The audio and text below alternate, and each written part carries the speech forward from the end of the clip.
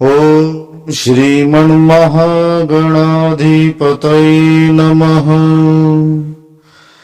गुरुर्ब्रह्मा गुरुर्विष्णु गुरुर्देवो महेश्वर, गुरुर्साक्षात् परब्रह्म तस्मै श्री गुरवे नमः। कृष्णा पूर्ण पुरुषाय परात्पराय यज्ञेश्वराय परकारण कारणाय राधावराय परिपूर्णतमाय साक्षात् गोलोकधामाधीष्णाय नमः परस्मै।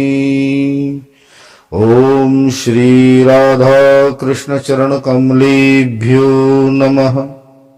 सभी श्रोतागणों को ओम नमो नारायण।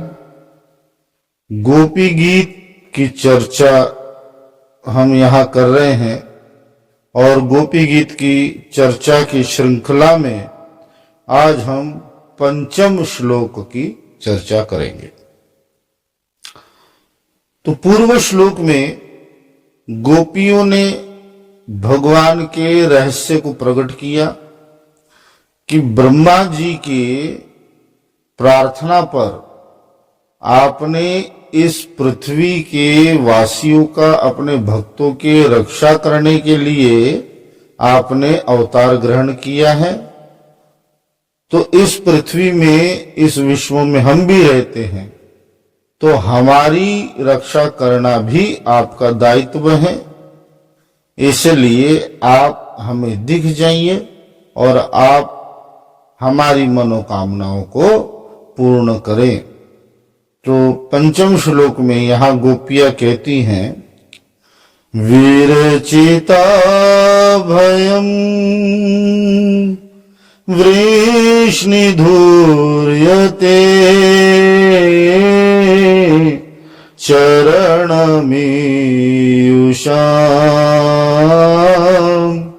संसृते भया करसरोरुहं कान्तकामदं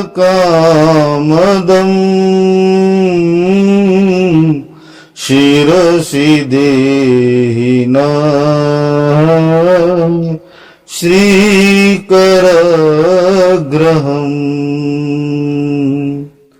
एक बार और, विरचिता भयं वृष्णिधूर्यते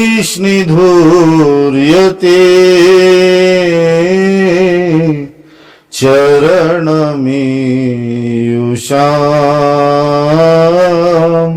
संसृतेर्भयात् करसरोरुहं कान्तकामदं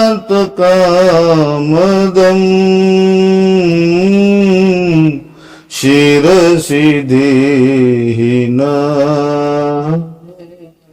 श्रीकरग्रहम्।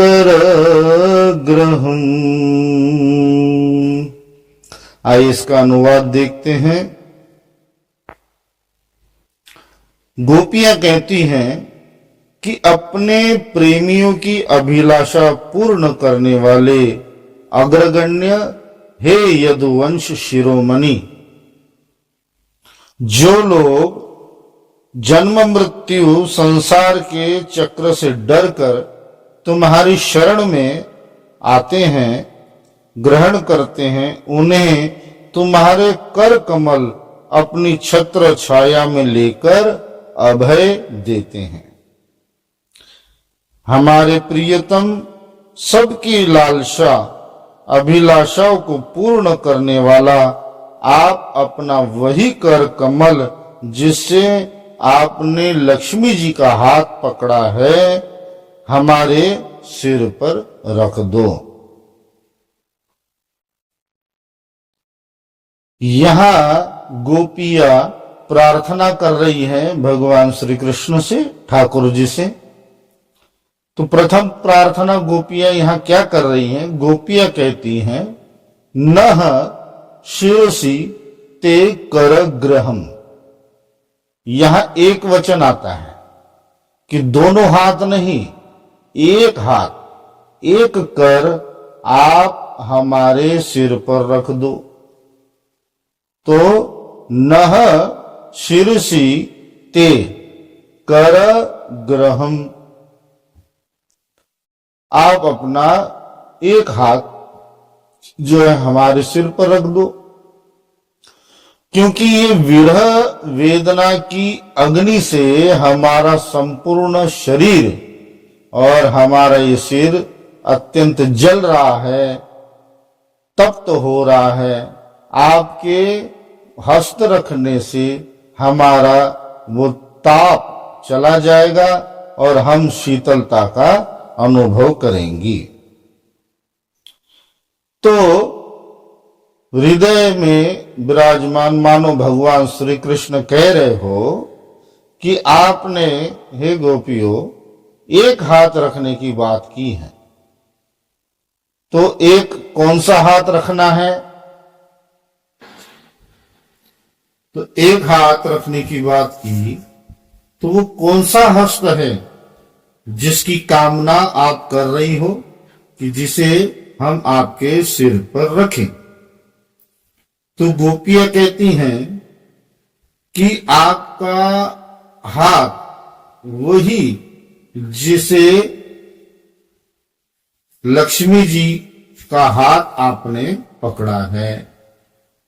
यहां गोपियां भगवान श्री कृष्ण के हाथों को कमल की उपमा दे रही हैं, क्योंकि कमल का जो पुष्प है ये अत्यंत शीतल होता है और ताप को, उष्णता को खींचने वाला होता है।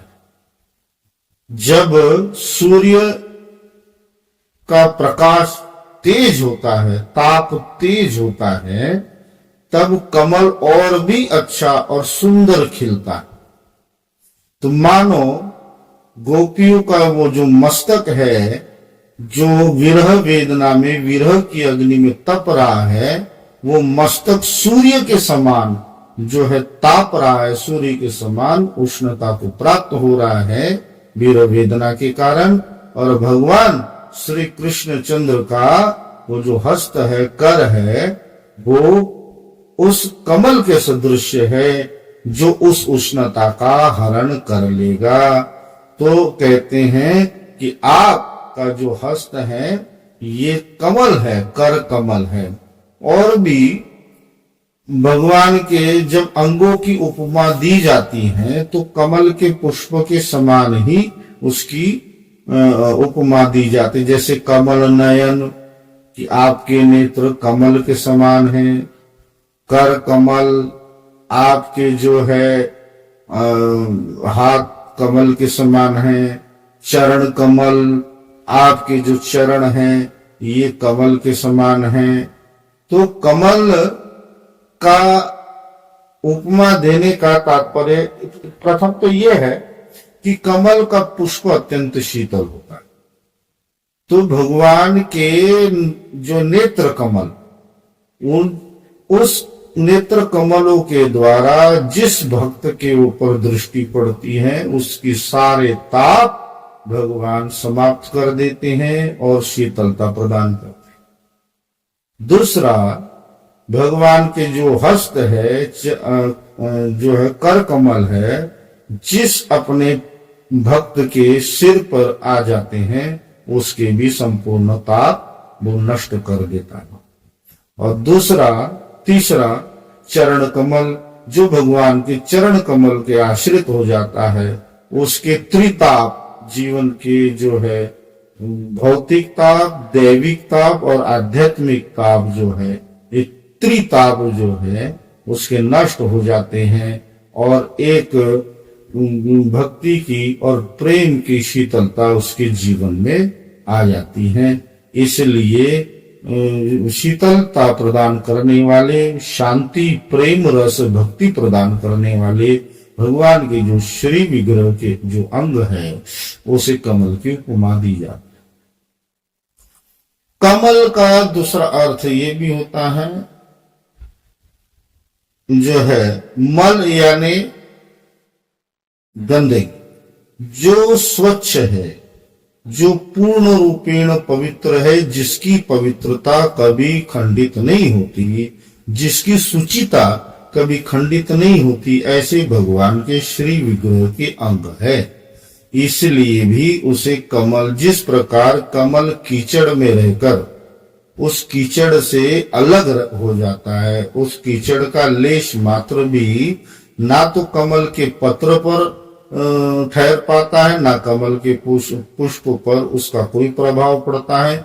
इसी प्रकार भगवान संपूर्ण संसार में व्याप्त है, सबके अंतर हृदय में है, कण कण में विद्यमान है। परंतु कण कण में विद्यमान होने के पश्चात भी वो जीव के गुणों को अंगीकार नहीं करते, वो सदैव उससे भिन्न ही रहते हैं। और तीसरा कारण यह है कि कमल का पुष्प ही एकमात्र ऐसा है जो ब्रह्मा जी की सृष्टि का नहीं है। ब्रह्मा जी की उत्पत्ति कमल के पुष्प से हुई है, तो जो ब्रह्मा जी की सृष्टि के बाहर है उसी से भगवान के श्री विग्रह के अंगों की उपमा दी जाती है। तो यहाँ गोपियां कहती हैं कि हे प्यारे, आप अपना वही कर कमल हमारे सिर पर रखें। तो भगवान कहते हैं मानो कि भाई मेरे कर कमलों में ऐसा चमत्कार है, मेरे कर कमलों में जो है इतनी दिव्यता है कि सिर पर रखते ही आपके संपूर्ण ताप समाप्त हो जाएंगे। तो ये आपको कैसे पता? तो गोपियां यहां कहती हैं कि हमें पता है, क्योंकि अनेकों अनेकों भक्त जो आपकी शरण ग्रहण करते हैं, कहते हैं वीरचिता भयम वृष्णि दूर्यते चरण मीयुषाम संसृते भया। जो लोग संस्कृति अर्थात पाप, बुरे कर्म है, तो जो लोग संस्कृति के भय से आपकी शरण में आते हैं, गोपियां यहां कहती हैं कि संस्कृते भयात, संस्कृति के भय से, पापों के भय से। क्यों पापों का भय कैसा? कि पता है कि पाप करने वालों को नरक में विभिन्न प्रकार की यातनाएं दी जाती है, और जिसके मन में पापों का भय आ कि हमारे से कोई पाप घटित ना हो जाए, ऐसा जो भक्त है भगवान का, जब भगवान की शरण ग्रहण करता है तो गोपियां कहती हैं भगवान हे कन्हैया, आपकी जो शरण जो संस्कृति के भय से आपकी जो शरण ग्रहण करता है, जब आप अपना कर कमल उसके सिर पे रख देते हो तो उसके जन्म जन्मांतर के सभी पापों का क्षमन हो जाता है, उसके सभी ताप, उसके त्रिताप नष्ट हो जाते हैं और वो परम शीतलता को प्राप्त होता है। और ऐसे अनेकों भक्तों के उदाहरण जो है संसार में प्रस्तुत है, जैसे ध्रुव जी है, प्रहलाद जी है, और ऐसे अनेकों भक्त हुए हैं आपके कि जिनके सिर पर आपने कर कमल रखा और उनके त्रितापों का शमन हो गया और वो परम शीतलता को प्राप्त हो गए। इसलिए आप तो ऐसा मत कहिए कि हमारे हाथों में वो शक्ति नहीं है। हम जानती हैं कि आपके उस कर कमलों में वो शक्ति निहित है कि जो एक जन्म तो क्या अनंत जन्मों के, कोटि जन्मों के तापों को शमन कर देती हैं। तो इसलिए भी हमारे मस्तक पर आप हाथ रखें, क्योंकि यदि अनंत जन्मों के ताप को वो नष्ट करने वाला आपका ये कर कमल है, तो हमारा मस्तक जो विरह की अग्नि में हमारा ये शरीर जल रहा है, हमारा ये मस्तक जल रहा है, तो हमें पूर्ण विश्वास है कि जब आप अपना कर कमल हमारे सिर पर रखोगे तब जो है हमारा ये ताप शांत हो जाएगा, हमारे सिर का ताप शांत हो जाएगा और हमारे प्राणों की रक्षा होगी। और कर कमल सिर पर रखने के लिए तो आपको आना पड़ेगा। इसलिए हे गोविंद, हे प्रीतम प्यारे, आप शीघ्र ही यहाँ पधारे। फिर गोपियां कहती हैं कि हे कामदम, कांत कामदम। कामदम का अर्थ है, दो अर्थ होते हैं कि काम प्रदान करने वाला और काम का दमन करने वाला। तो प्रथम तो जब गोपियों ने भगवान श्री कृष्ण को देखा तो उनके मन में काम वासना नहीं, इसे कामना जागृत हुई। कामना क्या? कृष्ण मिलन की कामना उनके भीतर जागृत हुई। तो वो कृष्ण मिलन की कामना देने वाला जो है कामदम, उसे कहा जाता है। और ऐसे कृष्ण मिलन की कामना को देने वाले जो कांत है, जो प्यारे है, जो भगवान श्री कृष्ण है, ये कामदम दूसरे अर्थ में भी है कि जन्म जन्मांतर की काम वासना का दमन, काम वासना का नाश करने वाले, जिनकी कृपा है, जिनकी दृष्टि है, जिनका स्पर्श है, ऐसे भगवान श्री कृष्ण को गोपियां पुकार रही हैं कि हे कामदम, हे कांत, आप आइए और आप अपना वो हस्त जो है हमारे सिर पर रखिए। और फिर कहते हैं कि कौन सा हस्त? श्री करग्रहम, जिस हस्त से आपने श्री लक्ष्मी जी का हाथ पकड़ा था। और लक्ष्मी जी का हाथ कब पकड़ा था? समुद्र मंथन के पश्चात, जब लक्ष्मी जी का प्रादुर्भाव समुद्र से हुआ, तब भगवान श्री लक्ष्मी जी के साथ भगवान का विवाह हुआ, भगवती लक्ष्मी के साथ उनका विवाह हुआ। और विवाह के समय जब पाणी ग्रहण संस्कार होता है, और पाणी ग्रहण संस्कार में जब पत्नी स्वीकार किया जाता है, तो जिस हाथ से उस समय आपने लक्ष्मी जी का हाथ ग्रहण किया, धारण किया, पकड़ा, उसी हाथ से जो है आप हमारे सिर पर वही हाथ रखें। तो एक अर्थ ये भी होता है कि जब लक्ष्मी जी का हाथ भगवान ने पकड़ा तो जन्म जन्मांतर की संगिनी उन्हें स्वीकार किया। तो जिस हस्त से आपने श्री जी को, लक्ष्मी जी को जन्म जन्मांतर की अपनी संगिनी स्वीकार किया, अपना वही कर कमल आप हमारे मस्तक पे रखे और हमें भी जो है जन्म जन्मांतर की संगिनियां आप स्वीकार करे। ये गोपियों का यहाँ तो और एक और विशेषण देती हैं गोपियां कि श्री करग्रहम, इसका एक और दूसरा अर्थ है। आचार्यों ने इस अर्थ को प्रकट किया है, जो गोस्वामी जी, जीव गोस्वामी जी ने और जो श्रीधाम वृंदावन के जो उच्च कोटि के आचार्य जो हुए हैं, उन्होंने गोपी गीत के भाष्य में इस अर्थ को प्रकट किया है कि मानो गोपियां कह रही, एक समय की बात है, लक्ष्मी जी के विरह, लक्ष्मी जी को भी भगवान का विरह सहना पड़ा। और जब लक्ष्मी जी को भगवान का विरह सहना पड़ा, तो जिस प्रकार गोपियां अभी तप्त हो रही हैं, गोपियों का हृदय तप्त हो रहा है, विरह अग्नि में तप रहा है, तो सीना तप रहा है, तो इसी प्रकार जब है लक्ष्मी जी का हृदय विरह अग्नि में तपने लगा और उनका सीना तपने लगा, तब भगवान श्री कृष्णचंद्र वहां लक्ष्मी जी के सम्मुख प्रकट हुए और उन भगवान को देखते ही लक्ष्मी जी की सारी विरह वेदना चली गई।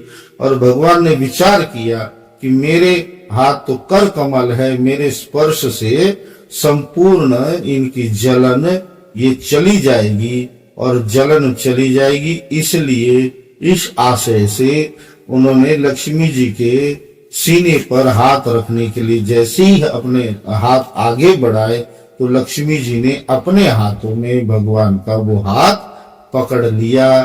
तो श्री कर ग्रहम, तो ऐसे कि आप हमारे हृदय में, हमारे सीने में भी अत्यंत जलन हो रही है कि हे प्यारे, आप वैसे ही आ जाओ, हम भी उसी लक्ष्मी की तरह आपका वही हाथ पकड़ना चाहती है जिस हाथ को लक्ष्मी जी ने पकड़ा था और परम शीतलता को प्राप्त हुई थी। इस प्रकार का विशेषण भी और भी अनेक भाव है इसके, क्योंकि ये गोपी गीत जो है बड़ा ही अद्भुत गीत है।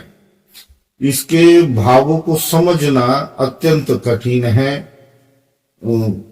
श्री जी की कृपा और गोपियों की ही कृपा हो तो इसके थोड़े बहुत एक अंश भाव को थोड़ा सा समझ सकता है व्यक्ति। इसके भावों को समझना अत्यंत कठिन है और हर व्यक्ति को इसका अधिकार भी नहीं है।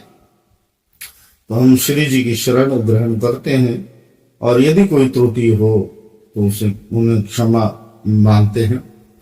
तो गोपियों का इस श्लोक में गोपियों की भगवान के प्रति यही प्रार्थना है कि हे प्यारे, आपके जो कर कमल है, जिन कर कमल में ऐसी शक्ति है कि जिसके भी मस्तक पर आप रख दोगे वो परम शीतलता का अनुभव करेगा। क्योंकि कई भक्तों के उदाहरण है जो आपकी शरण में गए हैं, उनके जन्म जन्मांतर के ताप और जन्म जन्मांतर के जो है कष्ट दूर हो गए हैं।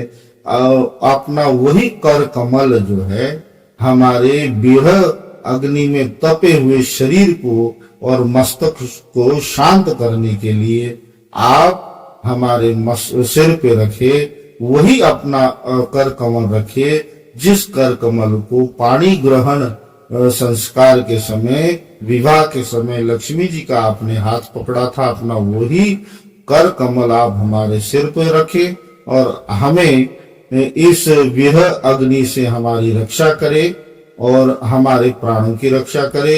और उस कर कमल को रखने के लिए आपको तो आना पड़ेगा, इसलिए शीघ्र ही आप पधारे। यही आपके लिए प्रार्थना है। हमारी इस प्रार्थना को आप स्वीकार करें। तो आज की चर्चा हम यहीं तक रखते हैं। एक बार फिर हम इस श्लोक का उच्चारण करेंगे। विरचिता भयं वृष्णि धूर्यते चरणमीयुषा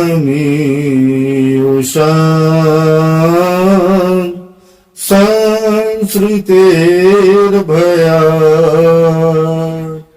करसरोरुहम् कान्तकामदम्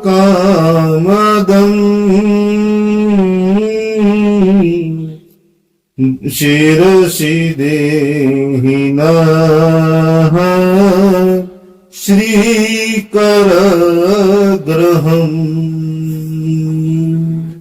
जय जय श्री राधे, जय जय श्री राधे, जय जय श्री राधे श्याम।